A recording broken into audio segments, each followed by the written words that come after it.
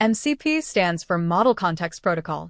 It's one of the most important things to know about agentic AI in 2026. Think of MCP like USB for AI agents. USB lets you plug any device into any computer. MCP lets you plug any tool into any AI agent. Before MCP, every AI application had to build its own integrations.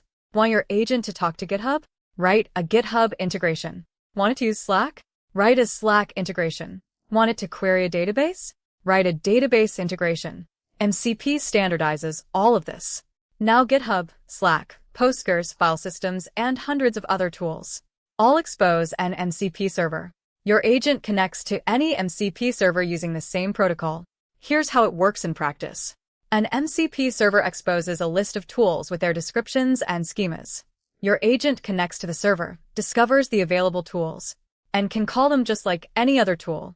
LangGraph has first-class MCP support. You can connect your LangGraph agent to any MCP server in a few lines. And the Anthropic Claude API supports MCP natively too. Why does this matter for you as a fresher? Companies are building their entire tool infrastructure around MCP. Knowing MCP puts you ahead of 90% of candidates. Next video, multi-agent systems. When one AI isn't enough.